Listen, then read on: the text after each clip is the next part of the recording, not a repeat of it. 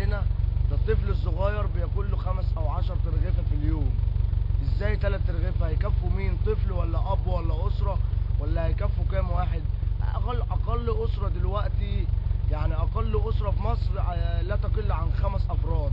مين اللي هياكل ال5 ترغيفة فيهم؟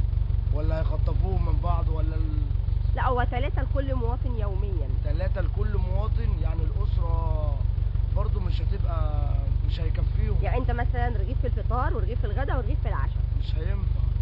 ما هياكلوا ازاي رغيف في الفطار ورغيف في الغداء ورغيف في العشاء؟ ما ينفعش خالص. محدش هيرضى بكده، ومحدش غيري او غير من الشعب، محدش خالص هيرضى بالوضع ده. طب انت شايف ان ثورة الجياع جاية؟ هي يعني خلاص احنا على وشك كل حاجة، الدنيا على كف عبريت من الثورة. يعني انت شايف ان الناس اللي في التحرير دول واللي في المحافظات وبورسعيد وفي كل حته دول معاهم حق ان هم يطلعوا ويثوروا ضد النظام؟ كلهم معاهم حق، مفيش حد ما معهوش حق. طالما الدنيا مش مظبوطة، اقتصاد البلد وقع، مفيش اي دخل لمصر. يعني فين قناة السويس؟ فين البترول؟ فين الحاجات اللي بتطلع من عندنا من مصر؟ فين الآثار اللي بتطلع من عندنا؟ مش شايفين أي حاجة، مفيش أي حاجة حصلت وجايين يطينوها في الآخر. ما هو الشعب عمر ما هتبقى الدنيا ماشية كده، والشعب هو اللي هيمشي مخالف. عندها بتاع من دور والدتي أو ستي جدتي، عندها بتاع 60 سنة ومعدية في أمان الله وماشية. خطفوا منها الشنطة، جرجروها وراهم يجي 5 متر متجرجرة ورا العربية 5 متر. الجوع وصلهم لان هم يسرقوا ويدبحوا في بعض ويقتلوا في بعض. احنا امبارح برضو معديين علينا الساعة يعني في حدود 2 ونص 3 بالليل، 2 شيوخ وراكبين توين وجواكت ولابسين البيادة بتاعة الحكومة اللي فيها جيب، وفي بنادق بندقيتين محطوطين في شكارة بيضة، والواد ساندهم الشيخ اللي ورا ساندهم على رجليه. ليه ده كله؟ يعني هيودونا فين بعد كده؟ ولا هنروح فين؟ هنقتل في بعض ولا هنروح فين؟ احنا كل يوم بيصدر علينا بلاوي وزفت، ويضربوا في الاقسام ويضربوا في السجون، ما بقاش في امان. ايه رايك في اللي حاصل في بورسعيد دلوقتي؟ اللي حصل في بورسعيد ما يرضيش ربنا، من ناحيه كل حاجه حرام. ليه الاموات اللي بتضرب والاموات اللي بتموت دي والناس اللي بتقتل حرام؟ هيودونا لحد فين تاني؟ احنا داخلين على دوله افلاس، مصر هيبقى فيها افلاس جماعي للدنيا بحالها. والله اعلم، وربنا يستر في الايام اللي داخله علينا. الله يقوي الناس بصراحه على اللي هم فيه واللي هم قافلين قلوبهم عليه. وعلى فكره مش الشعب كله اللي بيتكلم دلوقتي، معظم الشعب هو اللي بيتكلم. الشعب كله لو اتكلم يعني ممكن الدنيا تتهد عليها وطيها. النظام السابق لسه شغال ومفيش حاجه اتغيرت. مرسي قال هعمل واعمل واعمل وانا ما شفناش اي حاجه حصلت ولا اي حاجه. لسه برضو ظلم في الحكومه وظلم، مفيش بنزين، مفيش سولار، مفيش اكل، مفيش غذاء، مفيش كل حاجه في مصر. كل حاجه غليت. طب حاجتنا بتروح فين؟ اثار بلدنا بتروح فين؟ بتروح ب 5 جنيه. اثار بلدنا، يعني الرئيس محمد مرسي سايب مذبحه في بورسعيد، ناس تقتل في بعض وبشر، ومسافر فرنسا. طب ده مسافر فرنسا يعمل ايه؟ يحل مشكله مالي. احنا مالناش دعوه، هم ما بيجولناش هنا مصر في مشاكلنا، هم مستنيينا ان احنا نتضرب في اي وقت. ما يحل مشكله بلده وشوف الناس اللي فيها غلابه، واكثر ناس هنا في مصر غلابه. يعمل ضميره. انت انتخبتيه؟ خد عشان هيفتح مصر ونشوف الناس اللي في مصر. هل انت دلوقتي مش ندمانه انك انتخبتيه ولا برضه مصره ان شايفاه ان هو صح؟ مش عارفه. ربنا يوفقه يعدل من حال مصر اللي فيها دي. البتنجان كان بجنيه بقى ب5 جنيه. يعني الناس بغلابه ما هتجيب منين؟ يعني لازم يعمل ضميره ويشوف الناس. حتى اكل الفقراء غلي، كل حاجه غلي. الناس ما بتقدرش تجيب العيش ابو نص جنيه يا ماما. العيش ابو نص جنيه اللي بيتباع في الفرن في ناس ما بتقدرش تجيبه، وابو ربع جنيه.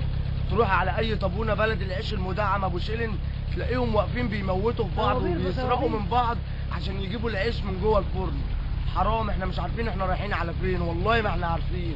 ربنا يسترها في الايام اللي جايه، ويا رب ينفخ في صورتك يا سياده الرئيس وتعمل لنا حاجه في البلد نشكرك عليها. احنا لسه ما شفناش منك اي حاجه خالص، ولا حتى 2%. ويا رب يعني تعرضوا ده مباشره على الهوا، والشعب كله والدنيا بحالها تعرف وتفهم الكلام، وما يفضلوش يقتلوا في بعض في بورسعيد وهنا وهنا. ويا رب يا سياده الرئيس تشوف لنا مشكله بلدنا الاول وتسيبك من بره ومن الاجانب. احنا عايزين نشوف مشاكلنا هنا الاول، عايزين نخاف على بعضينا. شكرا. حضرتك ايه رايك في قرار اللي بيدرسه حكومه الدكتور هشام قنديل بتخصيص 3 ارغفه يوميا لكل مواطن؟ طبعا ده ما يحصلش، لان طبعا يعني سياده الرئيس شايف ان البلد ظروفها صعبه، وبالنسبه واحده مثلا معاها اطفال صغيرين ومعاها عيال كتير هيقضيهم 3 ارغفه ازاي؟ وبالنسبه ان كان للرز او للمكرونات او للحاجات دي كلها المتواجده في الاسواق غاليه، فده طبعا هيبقى صعب قوي على ده. الطوابير دلوقتي يعني رحت على اي فرن من اللي جنبك هنا بتلاقي عليه زحمه بطريقه يعني مهوله. انا نفسي ما بروحش اشتري عيش من الفرن عشان خاطر الطابور، واحده بشتغل مثلا. تمام. طب حضرتك ايه رايك في اللي بيحصل في بورسعيد حاليا؟ والله اللي بيحصل في بورسعيد دي مهزله يعني جامده قوي، لان احنا كلنا مصريين، مش عشان خاطر يعني 21 يتحكم عليهم مثلا انهم يعني يروحوا مثلا للمفتي او كده انهم ايه يروحوا ياخدوا قصادهم 30 او 31 واحد يموتوهم. حرام والله. يعني اللي احنا فيه ده، احنا عايزين نعيش في امان، عايزين نمشي في امان. دلوقتي انا واحده من الناس بقيت اخاف ان انا امشي في الشارع بالليل او اخلي بنتي تنزل الشارع من اللي بيقابلوهم. بص تلاقي نبقى ماشيين تبص تلاقي ضرب النار ممكن يجي في اي عيله وهي ماشيه. يعني طب حضرتك يعني شايفه ان في ثوره الجياع قادمه؟ الناس كلها يعني يعتبر دلوقتي الحاله الاقتصاديه بالنسبه لمصر هابطه جدا، وثوره جياع ده اكيد يعني اكيد الرئيس يعني حاسس بده كله، وحاسس بالمعاناه اللي كانوا ناس كانت بتولع في نفسها ايام حسني مبارك. انما دلوقتي الناس يعني مع ان كان في وقتها وكان في وقتها وكان في وقتها امان. يعني هم كانوا اي نعم مجوعين الشعب وكانوا مضايقينهم وكده، بس كان في امان. كنت انا واحده من الناس بنزل بالليل، بنتي بتنزل بالليل ما كنتش بخاف عليها. دلوقتي انا بخاف على بنتي انها انزلها بالليل الشارع. فطبعا لازم تكون في ثوره جياع، واكيد هو الرئيس حاسس. الثوره دي قامت عشان ايه؟